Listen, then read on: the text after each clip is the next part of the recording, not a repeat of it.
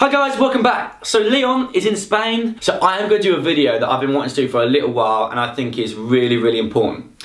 So basically this video is titled, Is it our fault we get fat?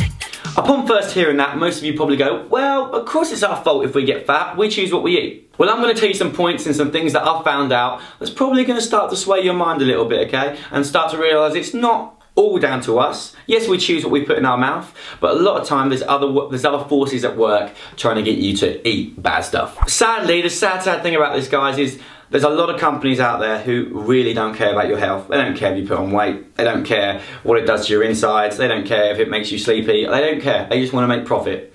And that's the case for a lot of brands. Here's the first point. There's a certain kind of spread, or a few of them, that advertise, really good for your heart, high in omega-3, this is great for you.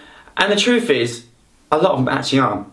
You want a balance between omega-3 and omega-6, and if you look on the back of the pot, quite often they plead that it's got a lot of omega-3 in it, but it's got a lot more omega-6 than it has omega-3. And half the reason why people take omega-3 supplements and stuff like that is to better your balance between omega-3 and omega-6. The next point I want to touch on is ingredients.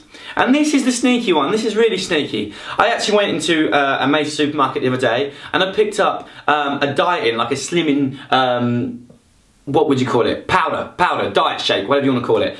And on the back of it, the ingredients really weren't that great. It actually contained high fructose corn syrup. And to most of us will look at that and go, I have no idea what that is, that'll be fine. But this has some nasty little effects on your body, okay? This kind of makes us quite addicted to it. And companies know that, and it makes you want to keep coming back and buying it. So it's not just put in kind of slimming shakes, it's put in so much processed food, literally so much, because they know that you're going to keep coming back to it. It also has effect on your hormones, namely leptin and ghrelin. These are kind of your satiety hormones that let you know if you're full or you're hungry, and it interferes with them to make you feel like you're still hungry all the time and wanting more. And they know this, and they put it more and more into their foods. Okay, nice and quick, my next point is fat. And hallelujah, I think it's finally getting through to so many people out there. People are becoming more and more aware of it. Is that fat is not your enemy. Okay, trans fats is not good for you at all. But as a whole, fats are really quite important in your body. They help with cell signaling. They actually help you lose weight. They are so important in your diet.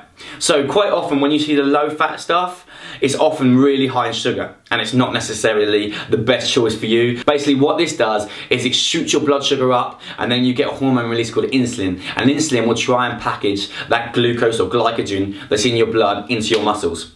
Quite often if they're full or you're impaired, it's not going to go in there. And what's going to happen? It's going to turn to fat, and we'll go hypoglycemic. So we're hyper, we've got loads of sugar, and then we have a massive come down, and we're like, oh, 2 hours later, what can I have? Oh, I need another chocolate bar.